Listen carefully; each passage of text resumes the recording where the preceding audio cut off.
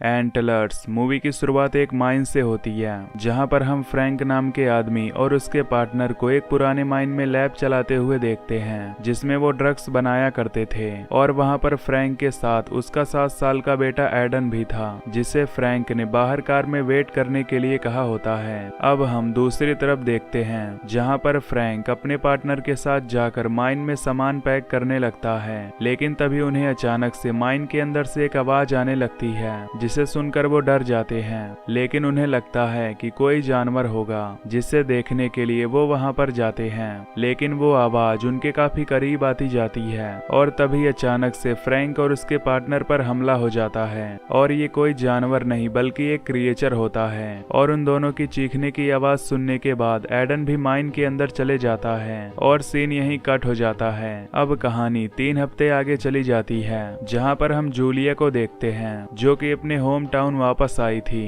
अपने भाई पॉल के पास। पॉल इस शहर का पुलिस ऑफिसर था और जूलिया ने यहाँ पर एक स्कूल टीचर की जॉब ज्वाइन कर ली थी। अब अगले दिन जूलिया स्कूल में चली जाती है, जहाँ पर क्लास में वो एक स्टूडेंट लूकस को देखती है, जो कि एकदम चुप रहता था। लूकस ज्यादातर अपने खाली समय में ड्राइंग्स बनाता रहता था। एक दिन एक क्लिंट नाम का स्टूडेंट लूकस को बहुत ही ज्यादा बुली करने लगता है और लूकस के पास एक डरावनी डॉल रख देता है, जिसे वो लेकर अपने घर की तरफ निकल जाता है। उसके घर का रास्ता एक जंगल से होते हुए जाता है, जहां रास्ते में उसे एक जानवर दिखाई देता है। लेकिन लूकस उस जानवर को मार कर अपने घर ले जाता है और अपने घर के अंदर आते ही वो अपने ऊपर वाले कमरे में उस जानवर को लेकर जाता है और उसे एक काफी अजीब दरवाजे के सामने ले जाकर रख देता है। और उस दरवाजे पर बहुत सारे लॉक लगे हुए थे। इसके बाद हम जूलिया को देखते हैं, जो अपने घर आई थी और अपने पियानो को देख रही होती है और उसे देखकर अपने पिछले बीते हुए पलों को याद कर रही होती है।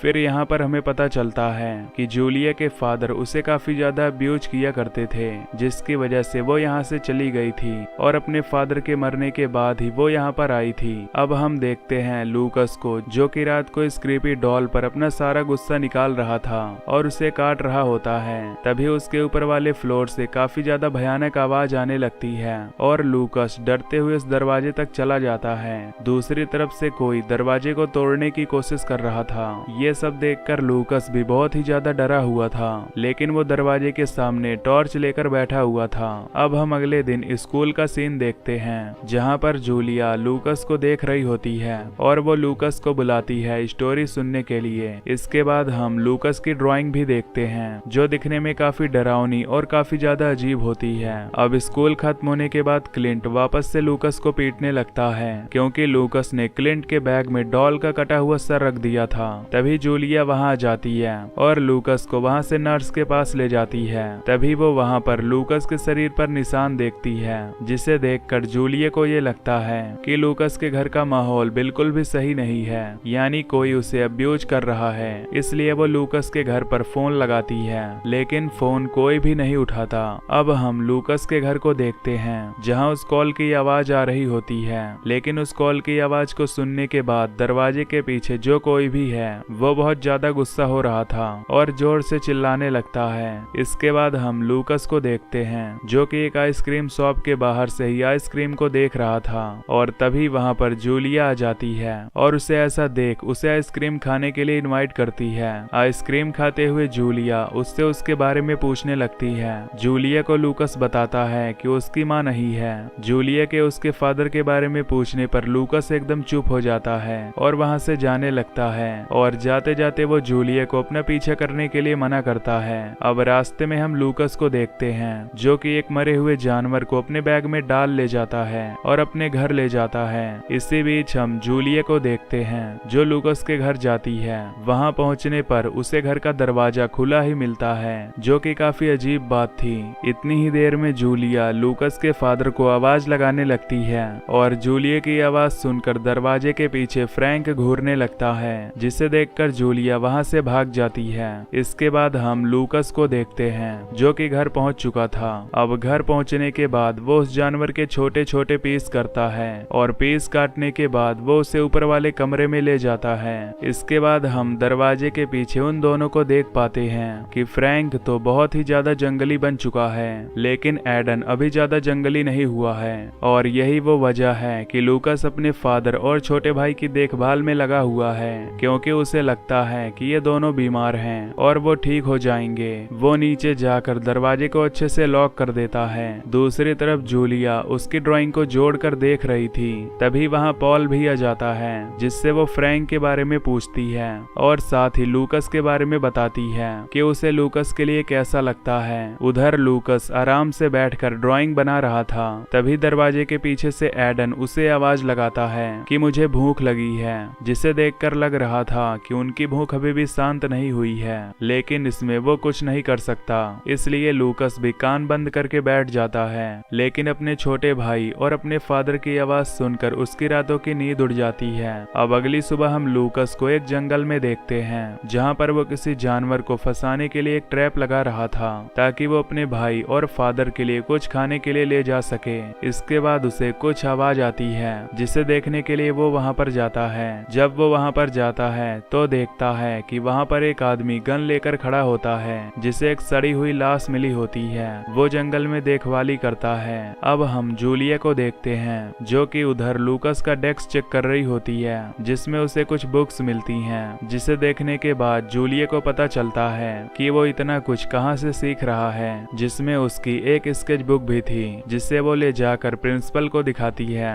और उस पेंटिंग को देखने के बाद प्रिंसिपल डिस्टर्ब हो जाती है, क्योंकि उस पेंटिंग को देखने के बाद उसके भी होश उड़ गए थे। दूसरी तरफ लूकस एडन के लिए कुछ स्नैक्स लेकर जाता है, जिसे खाने के बाद उसकी हालत खराब हो गई थी, क्योंकि मीट के अलावा उन्हें कुछ भी हजम नहीं होता। दूसरी तरफ पॉल फ्रैंक की बॉडी के बारे में पता कर रहा था, जो कि आधी जंगल में मिली है और आधी माइन में। पॉल को उस बॉडी को देखकर लग रहा था कि जैसे फ्रैंक की बॉडी पर किसी जानवर ने वार किया हो, लेकिन डॉक्टर उसे बताता है कि बॉडी के ऊपर बहुत ही सारे इंसानी हाथों के निशान हैं। अब हम देखते हैं कि लूकस की प्रिंसिपल लूकस के घर पर पहुंच जाती है, जिसे देखकर एडन रोने लगता है ताकि वो अंदर आ जाए और जाकर गेट खोल दे। और आखिरकार प्रिंसिपल यही करती है। तभी उसे एडन सामने बैठा हुआ नजर आता है, जो दिखने में बहुत ही लाचार लग रहा था, लेकिन वो अपने फादर के कहने पर ये सब कर रहा था। तभी प्रिंसिपल एडन के पास जाती है और उससे बात करती है। इतने में फ्रैंक पीछे से आकर उसे मारकर खाने लगता है। थोड़ी देर बाद उसकी बॉडी में कुछ हो रहा होता है और उसकी बॉडी में से एंटलर्स निकल रहे थे। इसके बाद हम देखते हैं पॉल उस माइन में जाता है, जहां उसे माइन के अंदर बहुत सारे बैग्स लटके हुए दिखाई देते हैं, जिन्हें हमने मूवी की शुरुआत में भी देखा था। अब पॉल को वायरन बताता है कि वो एक नेटिव अमेरिकन है और उसे इसका मतलब पता है कि ये एक मेडिसिन बैग है, जो कि डिफेंस के लिए उस क्रिएचर को बाहर न आने की वजह से लगाए गए थे। और फ्रैंक यहाँ आया और ये बैग हटाने की वजह से वो क्रिएचर यहाँ से बाहर निकलकर उसकी बॉडी में इंटर होकर यहाँ से निकल गया और उस क्रिएचर की वजह से इस माइन को बंद किया गया था। और अब वो क्रिएचर फ्रैंक की बॉडी से अपनी असली फॉर्म लेकर बाहर निकल रहा है। इसके बाद माइन में एक एंटलर भी मिलता है, जो कि किसी जानवर का नहीं है। इसके आगे वो बढ़ते हैं, उससे पहले ही पॉल को प्रिंसिपल एलन के गायब होने का मैसेज मिलता है, इसलिए वो वहां से जल्दी से निकल जाता है। और दूसरी तरफ हम देखते हैं लूकस को, जो कि आज के खाने के लिए शिकार ढूंढ रहा था। तभी रास्ते में उसे क्लिंट मिल जाता है, जो कि लूकस को पीटने आया था, लेकिन लूकस वो वहां से चला जाता है और वो क्रिएचर क्लिंट को वहां पर मार कर खा जाता है। जब वो वापस घर लौट रहा होता है तो उसे रास्ते में एलन की कार मिल जाती है, जिसे देखकर वो सब कुछ समझ जाता है। जब वो घर के अंदर जाता है तो देखता है कि वो दोनों वहां से भाग चुके थे। जिसके बाद वो जल्दी से एलन की कार के पास जाता है और उसे अच्छे से कवर कर उस पर खून के निशान हटाने लगता है। इसके बाद पॉल जूलिया को जाकर बताता है कि एलन गायब है। तभी जूलिया उसे बताती है कि मैंने उसे लूकस के घर पर भेजा था। ये सब जानने के बाद पॉल भी लूकस के घर पर पहुंच जाता है, लेकिन लूकस दरवाजा नहीं खोलता और पॉल के पास वारंट नहीं था। इस वजह से वो ज्यादा ध्यान नहीं देता, जिसकी वजह से वो वापस चला जाता है। अगली सुबह क्लिंट की मॉम भी वहां पर आ चुकी थी, क्योंकि क्लिंट भी गायब था। ये सब सुनने के बाद जूलिया से बिल्कुल भी रहा नहीं जाता और वो लूकस के घर पहुंच जाती है, जहां पर उसे एलन की कार भी मिल जाती है और क्लिंट की आधी खाई हुई बॉडी भी। और वहां पर उसे फ्रैंक की आधी फटी हुई बॉडी भी मिलती है, क्योंकि क्रिएचर उसे फाड़कर बाहर निकल आया था। जब लूकस घर पहुंचता है तो उसे हॉस्पिटल ले जाते हैं। हॉस्पिटल में डॉक्टर बताते हैं कि उसकी बॉडी और दिमाग बहुत ही ज्यादा डैमेज है क्योंकि उसे बहुत दिनों से खाने को नहीं मिला और उसकी हालत बहुत ही ज्यादा खराब है, इसलिए वो आज रात बयान नहीं देगा। अब हमें दिखाया जाता है कि फ्रैंक जब माइन से वापस आया था तब उसकी हालत बहुत ही ज्यादा खराब थी, जिसकी वजह से उसने अपने आप को एक कमरे में लॉक करके लूकस को कहा था कि मेरी तबीयत खराब है और मैं कितना भी बोलूं इस दरवाजे को मत खोलना, और लूकस ने वैसा ही किया। और कुछ दिन बाद एडन की हालत भी बिगड़ने लगी और तब तक फ्रैंक की हालत बहुत ही ज्यादा सीरियस हो चुकी थी